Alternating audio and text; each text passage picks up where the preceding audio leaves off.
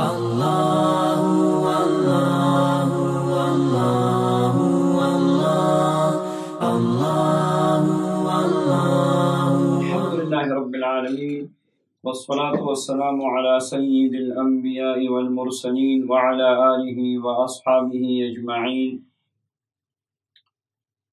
حدیث مبارک میں ایک بہت ہی پیاری دعا ہے جو مصیبت پریشانی کی وقت اگر پڑھی جائے تو اللہ جل شانہ کی مدد اور نصرت اترتی ہے۔ یا حی یا قیوم برحمتک استغیث، یا حی یا قیوم برحمتک استغیث۔ اس مبارک دعا میں اللہ جل شانہ کا اسم اعظم ہے۔ یا حی یا قیوم یہ دونوں اسماء مبارکہ اسم اعظم میں سے ہے، اور اسی کے ذریعے سے جو بھی دعا مانگی جائیں اللہ جل شانہ ضرور قبول فرماتے ہیں۔ یہ مبارک جو دعا یا حی یا قیوم برحمتک استغیث، اگر کسی کے پیچھے دشمن لگے ہیں اور کسی طریقے سے بھی جان نہیں چھوٹتی اور دشمن پیچھا نہیں چھوڑتے اور ناحق تنگ کرتے ہیں اور یہاں تک کہ قتل کے درپے ہیں اور کسی طریقے سے ان سے نجات کا راستہ نہیں ہے، تو یہ مبارک عمل ہے، اس کو آپ عصر کی نماز کے بعد شروع کریں۔ یا حی یا قیوم برحمتک استغیث، اول و آخر 100 مرتبہ درود پاک، اور درمیان میں 500 مرتبہ یا حی یا قیوم برحمتک استغیث۔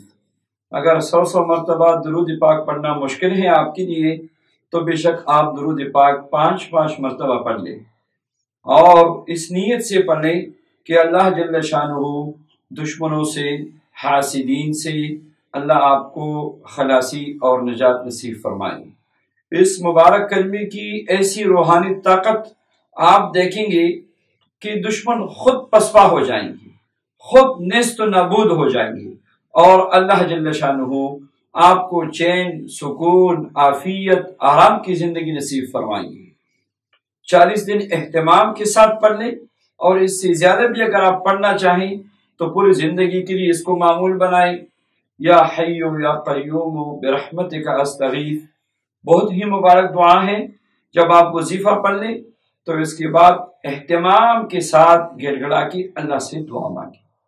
اگر عصر کی نماز کے بعد کبھی آپ سے رہ گئی یہ وظیفہ آپ نہ پڑھ سکی تو بے شک پھر عشاء کی نماز کے بعد پڑھ لیں، مگر اصل وقت جو ہے اس کا عصر کی نماز کے بعد ہی ہے۔ مطلوبہ مقاصد اور مطلوبہ مطالب اگر آپ حاصل کرنا چاہتے ہیں تو پھر آپ نے عصر کی نماز کے بعد ہی اس کا اہتمام کرنا ہے۔ اللہ جل شانہ اپنے فضل و کرم سے ہم سب کی حفاظت فرمائے۔ وآخر دعوانا ان الحمدللہ رب العالمین۔